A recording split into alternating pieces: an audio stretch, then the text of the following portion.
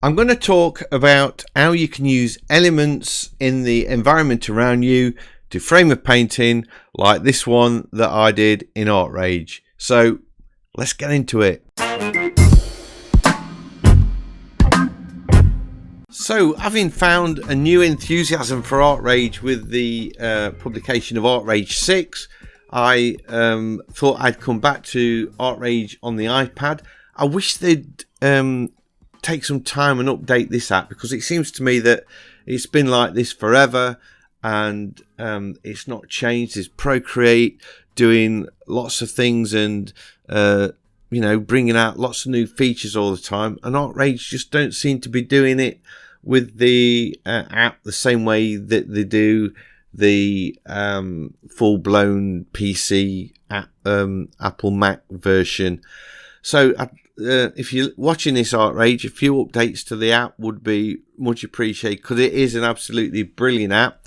Anyway, what I'm doing today, I've taken this photograph of the village where I live. This is a small village in the East Midlands of the UK. And for some reason, I just got like a small Nikon Coolpix camera. And I don't know what I'd done, but I got this setting where it really made all the colours really vibrant. So I really liked it. I'm not going to put the car in it. I don't think that adds anything to the scene. And I sort of get all the colours on really quickly and the basic shapes with the roller brush. And then I'm into the oil painting. The old thing was painted on one layer because I love the way the colours merge on the canvas with Artrage. I've just sort of banged on about the not updating the app, but the oil paintbrush is by far the best oil paintbrush for me on the iPad. So what I want to talk about is sometimes you can frame your picture with elements that are in the scene that you are looking at. So in this photograph, if you look at the photo, we've got this tree where the branches and the leaves come across the top of the painting, and then they've got the trunk down the right hand side. Across the bottom, we've got this really dark shadow where the leaves are casting this shadow and the branches are casting the shadow on the ground. And then on the right hand side, we've got these dark bushes. The left hand side, sorry, we've got these dark bushes as well. So we've got this natural frame that goes around the scene, which is essentially the few cottages and the church steeple in the distance.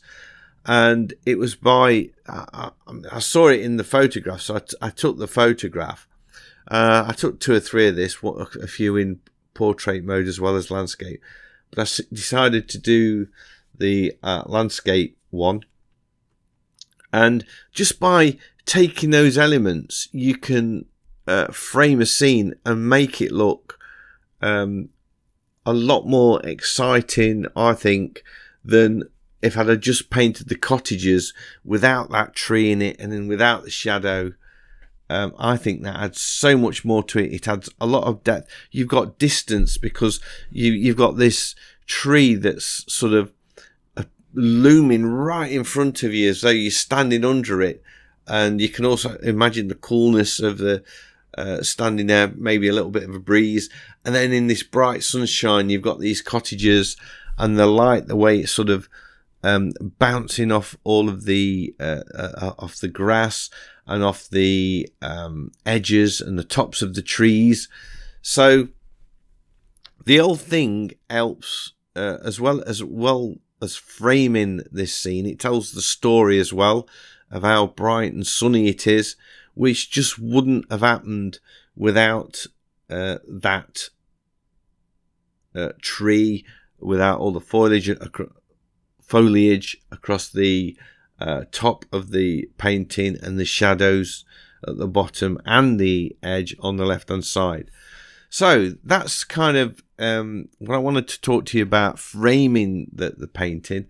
The actual painting, it's sort of the technique that I'm using the iPad. I'm finding the iPad now is becoming when I use Artrage, much more of a sort of a sketchy type painting thing. This took about an hour from start to finish. Where when I'm working on the PC version, I tend to work up much more sort of complex paintings, I think, with a lot more detail in them. This is almost like sketching with oil paints. I've said that a few times before, and I really like it. Although they do stand alone, I think, as paintings in their own right. Anyway, back to what I was doing. I was using the roller brush, which seems to be my favourite way now of starting the painting, just to get colour on really, really quick. Then I go in with the oil brush, not the thick oil paint, just the regular oil paint. So you can still see lots of the canvas grinning through the paint. And then when I've got all of that painting done, then I move into the thick oil paint and start adding even more detail. And the brushes just really, when you start applying the thick paint, it just makes the old painting pop, and it looks like an oil painting at that point. And you might, depending on what device you're looking at it on, you might not be able to see. But when I do the painting on the iPad, if I don't use the thick paint and then bring it onto my PC and look at it on the large screen, it just doesn't, it looks as though it's unfinished, and it's just like an underpainting, even if it looks really good on the iPad.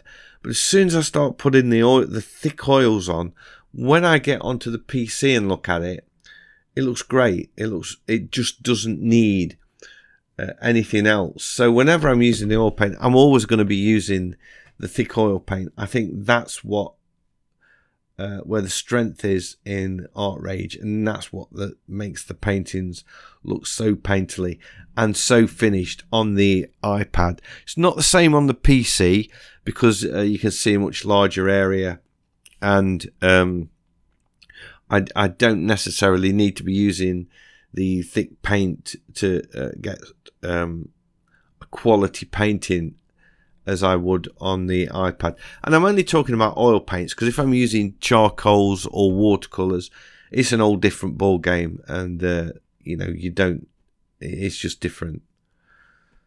So as you can see, there's not a lot of detail going on. There's not a lot of straight lines really, for the roof and the doors. Look how wonky they are. Look at the windows, they're not rectangular. And I hate to see it. I hate to see when I look around at art exhibitions, and it's sort of an art club or an amateur club or something. Quite often you'll see people have painstakingly drawn in every pane, and it's all nice and neat, straight lines and edges. And it just looks, to me, and I'm sorry if I'm offending anybody, but it just looks really amateurish, and not as though it just looks wrong. It might be technically correct perhaps, where you've got the detailing and all of that, but it just doesn't look like a piece of art to me. The loose lines that have just sort of been placed on there as what really works for me, and makes it look like a piece of art. So anyway, rant over. I didn't mean to sort of bang on about that, and everybody to their own. But to me, that's when people are drawing stuff that's detailed, it's like they're in a transition state. It's like they're evolving as an artist, and they've got to go through that stage till they sort of throw all that away and then start being loose and seeing things really, really differently, where you don't have to put in every bit of detail, because your eye will do that for you. You don't need to paint it in everything. The person that's looking at your painting will fill in all the gaps for you. So anyway, I get that signed, and there's a nice quick painting of a sunny cottage in Castle Donington in the UK. I hope you've enjoyed this video and my rant. If you have, a big thumbs up as always is much appreciated, and if you're new to the channel, please consider subscribing, because I've got lots of videos like this and I would love to be sharing them with you. So hopefully I'll see you all in the next one. Bye.